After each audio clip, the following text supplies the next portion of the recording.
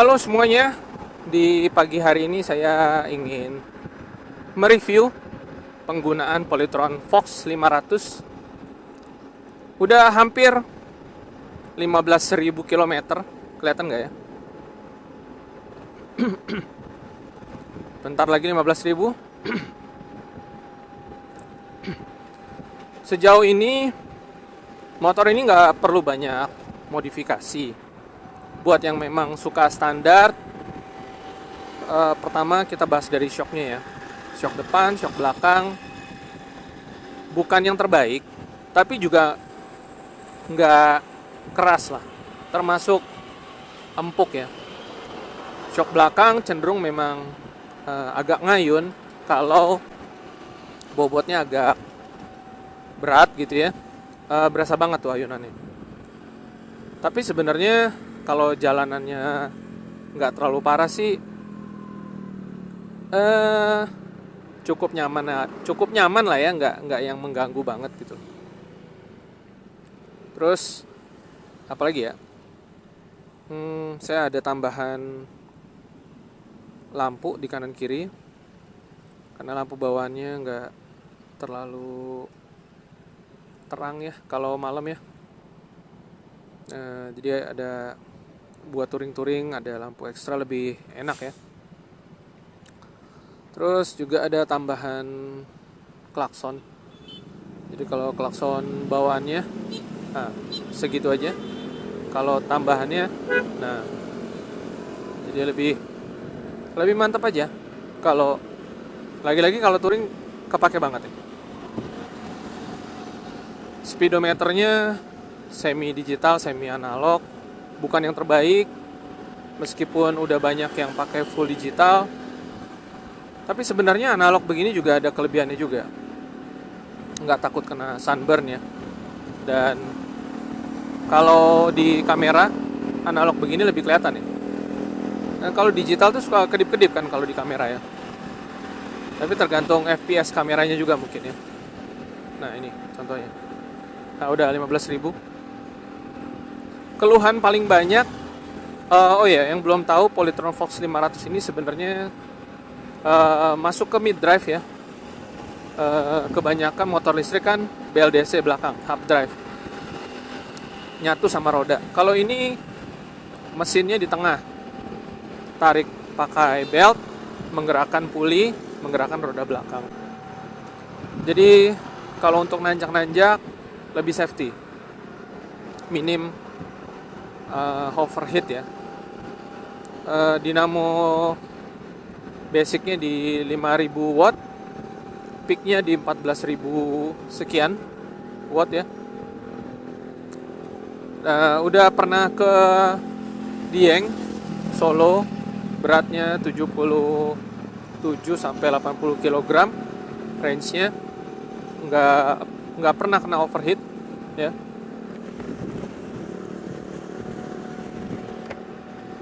Nah tapi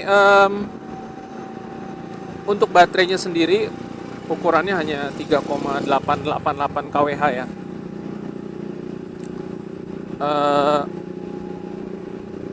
Ya jadinya cukup gede tapi nggak cukup besar banget sebenarnya. Kalau kemarin ke Dieng sempat habis, ya harus ngecas dulu full di titik tertentu ya kalau mau aman. Nah apalagi ya, oh ya, saya pernah ke Puncak Dharma boncengan, total beban semua 150-160 kg, sama sekali nggak overheat. Saat nanjak tinggi-tingginya pakai mode sport, kecepatan udah turun banyak ya sampai ke area 20-30, tapi masih jalan dan nggak ada overheat sama sekali. Jadi pada dasarnya motor ini terbilang cukup enak, cukup nyaman. Joknya juga gede ya. Ini joknya setipe sama X-Max besarnya ya. Kalau tulang-tulangnya nggak tahu, beda mungkin ya. Tapi dimensinya mirip. Jadi menyangga paha dengan cukup baik, kanan kiri. Dan penumpang juga luas, lega ya di belakang ya. Kelihatan nggak? Gitu ya. Apalagi ya? Oh ya, kaki ya, kaki. Dudukan kaki kayak gini. Bisa ke depan. Kalau lagi touring saya sukanya mode yang napak ke depan kayak gini ya. Supaya kalau ngerem apa kita bisa. Dia nggak full selonjor memang, meskipun kita udah paling belakang nih begini. Saya agak mundur dikit, tetap dia ada tekukan ya. Tapi cukup nyaman lah, ya kecuali yang kakinya bongsor ya. Nah, kalau penumpang ini ada footstep, dia model diagonal, lebar, ya.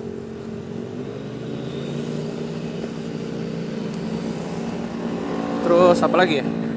Oh ya, salah satu kelebihan Fox 500 adalah bagian depannya visor ya atau windshield ya. Tapi sebenarnya bukan di windshieldnya sih. Kalau menurut saya bodi depan itu ketika ada angin kuat kencang ya, kan kita nih bisa narik sampai 130 km per jam. Nah, dalam kecepatan 100-an aja, 90, 100 itu angin kadang udah kencang sekali ya, atau memang angin tuh lagi kencang-kencangnya gitu. Nah, saya merasakan motor ini tuh cukup kokoh ya, dalam arti ketika ada angin menghajar dari sisi depan agak serong gitu, dia stabil, kuat gitu menghadapi angin gitu.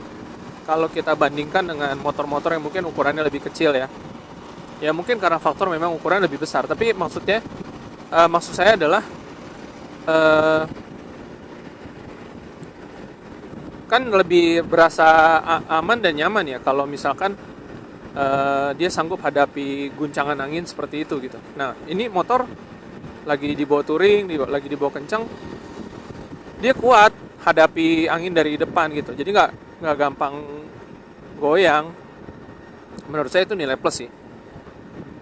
Apalagi ya, kalau fisik-fisik lainnya teman-teman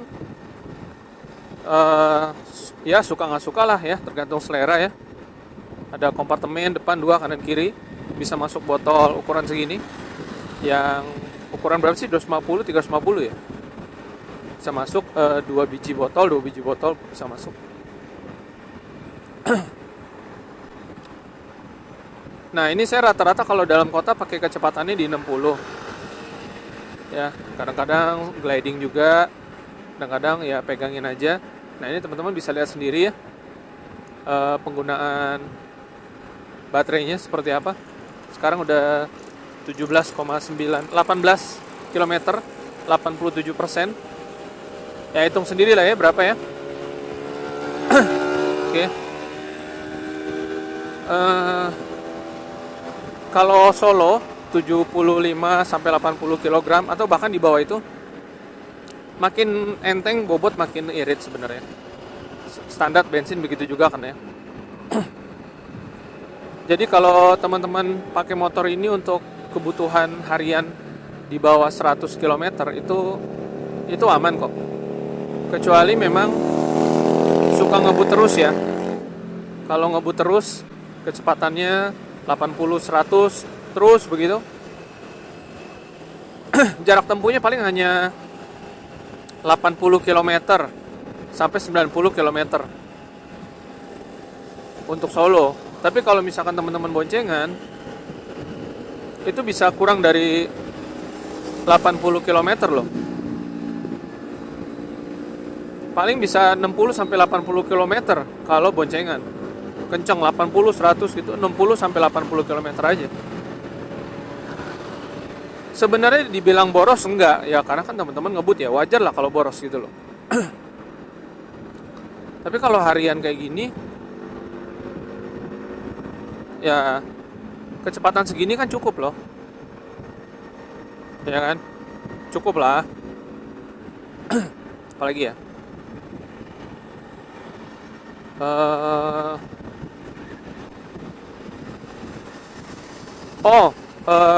Rem depan saya cuma ganti kampas rem aja sih. Rem belakang masih bawaan. cukup-cukup aja karena dia ada regennya. Jadi kalau kita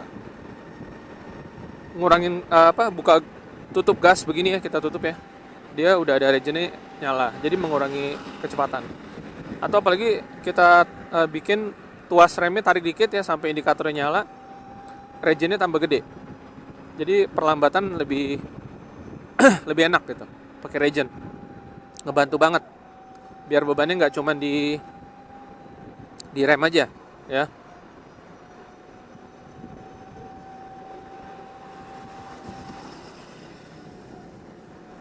Tuh, teman-teman lihat ya, 20 km 85%, itu baru turun. Jadi persis di 20 km turun dari 86 ke 85. Irit sekali enggak, tapi cukup lah. Kalau kita jumlahin kan dia bisa 105 tuh. 105 km.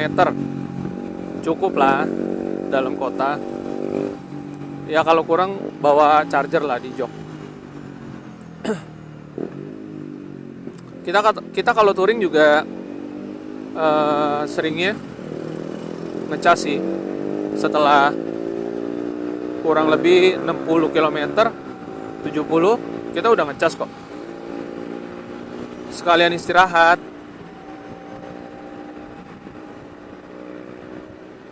Di posisi 60-70 km biasanya baterai tinggal tergantung bawahnya ya, rata-rata 30% lah.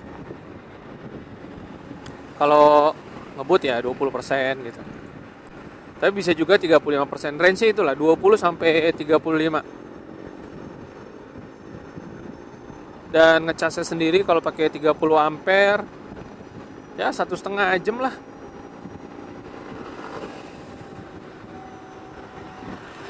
Satu jam lebih lah, 1 jam 15, 1 jam 20.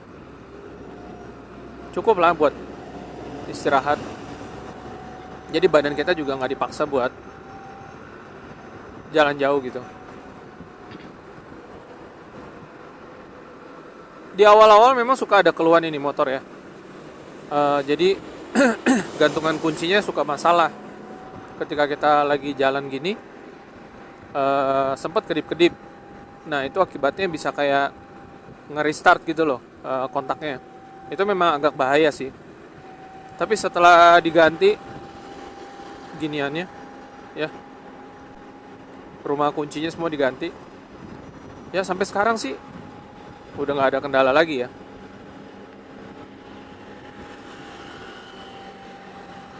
Ini kan kita kena angin ya dari depan ya, karena windshieldnya segitu ya. Tapi kalau misalkan kita nunduk kayak gini nih, nah aman nih. Jadi kalau teman-teman lagi mau ngebut gitu ya, bebas dari angin, touring misalkan, pantura, gini aja nih. Nah gini, itu dadanya nggak kena angin tuh. Nih kayak gini nih. Nah kita ngebut nih ya. Nah set, tuh, lumayan sini buat di dada.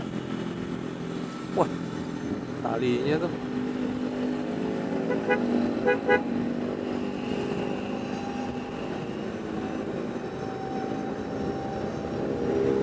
Bilangin, bang, talinya bang, tali.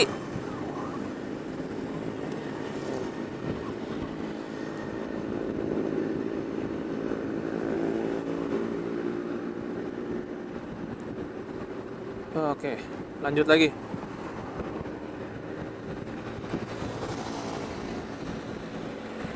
Sampai mana tadi ya? Oh ini, Moto Wolf. Kenapa masih dipakai? Bukan masih dipakai sih, males bukanya aja. Sekalian buat nyimbangin juga. Ini di sebelah kiri ini berat nih yang model begini.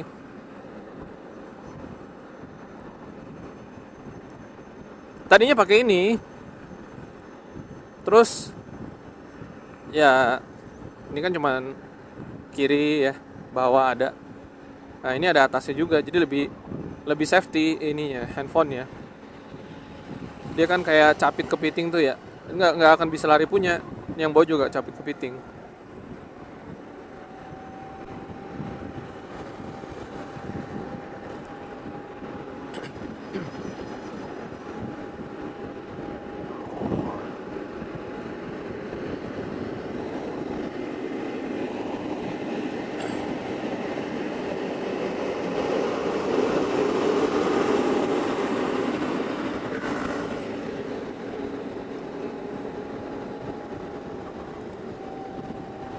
Ini tadi waktu 1% pertama dari 100 bisa dapat 5,8 kilometer ya tadi ya. Tapi itu sekali lagi bervariasi, tergantung gimana cara kita ngegas. Ya tadi dari rumah sampai 5,8 kilometer pertama tuh memang lancar. Di bawahnya juga santai, 40, 50, 60 gliding. Sempat ketemu lampu merah juga.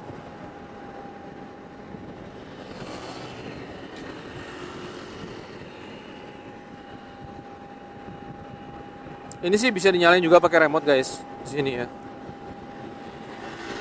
Cuman males, cepat habis baterainya. Ya bukan remote yang terbaik lah, masih banyak yang lebih canggih. Jadi Fox 500 tuh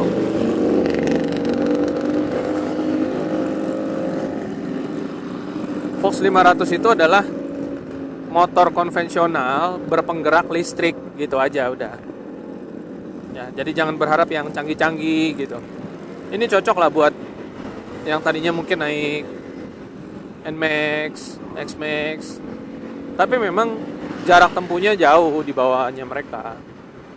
Mereka tangki bensin kan gede-gede ya. Bisa 200 km mungkin ya. Atau bahkan lebih ya. Itu aja bedanya. Tapi dari kenyamanan, kecepatan kenceng kok. Nih kita coba sport ya. Let's go.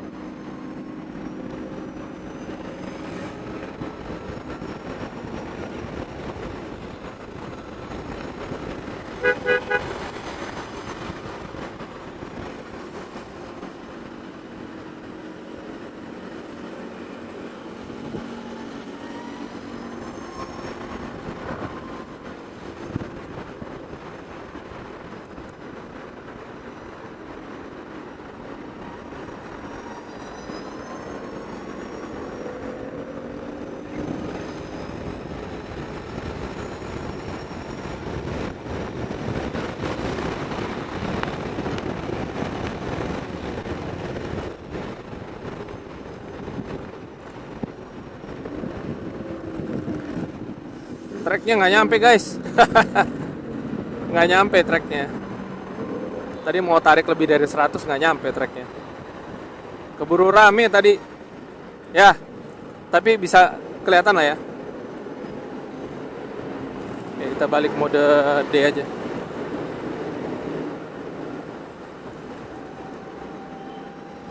Oh ya, di sini ada 3 mode ya. Mode Eco, mode Drive. Tunggu. Kita lewatin dulu deh nih. Waduh, truk sampah guys. Nah, kalau mode Eco itu sampai 60 aja speednya. Jadi torsinya enteng. Maksudnya torsinya kecil gitu loh. Speednya di limit 60. Dan kalau baterai kita tinggal 22%, dia cuma bisa pakai Eco guys. Ya tujuannya buat lebih jauh lah jaraknya, supaya baterai nggak kesiksa. Kalau mode drive itu bisa sampai 80 ya. Kalau di standar 2 sih sampai 100 mode D. Tapi saya sukanya cuma sampai 80. Karena di atas 80 enakan pakai sport. Nah, kalau sport itu bisa sampai 130. Gitu loh.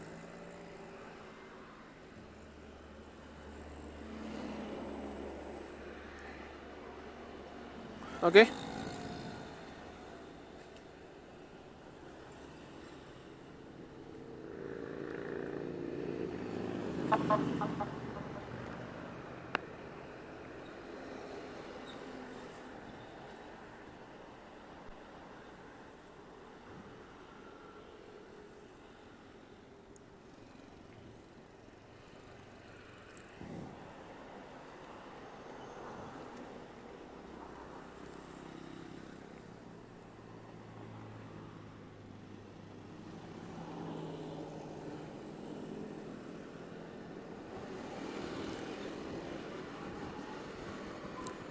Kita udah mau nyampe nih guys.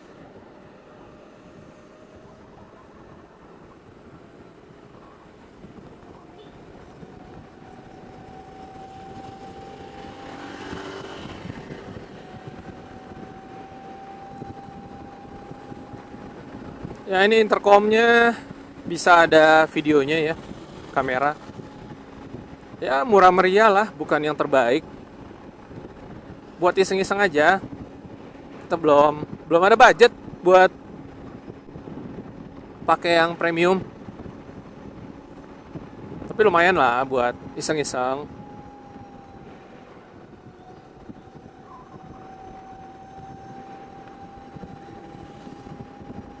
Nah, tadi kita sempat narik mode sport ya, berapa jauh.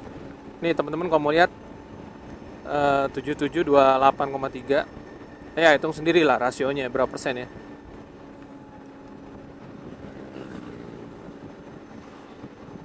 Kalau di total masih bisa dapat 104 km lah ini.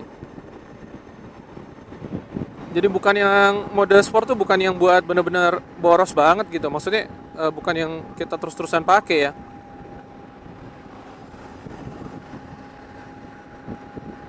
Ada sih yang suka pakai es terus. Ya nggak apa-apa sih, itu selera aja. Oke, kita udah mau nyampe.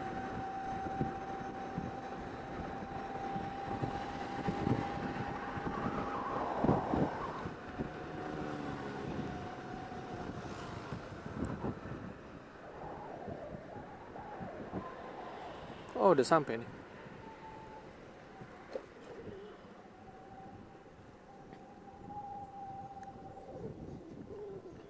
Di mana tempatnya?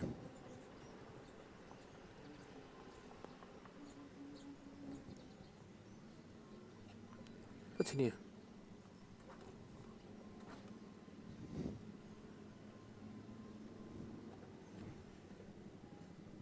Toko tiket.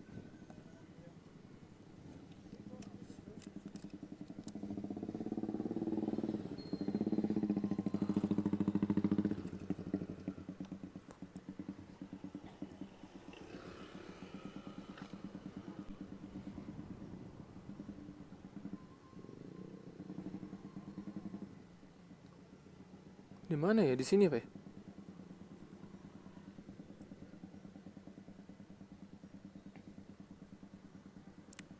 Sana aja dah.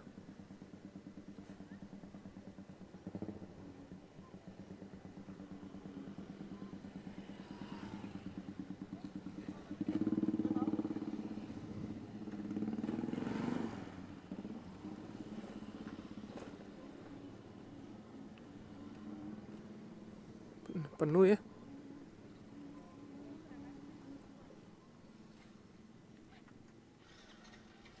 Penuh di sini. Oh, itu kosong.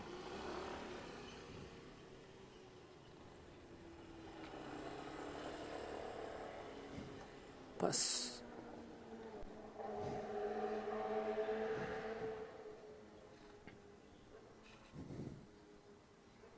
Oke. Oke guys, sampai di sini dulu. Sampai ketemu lagi.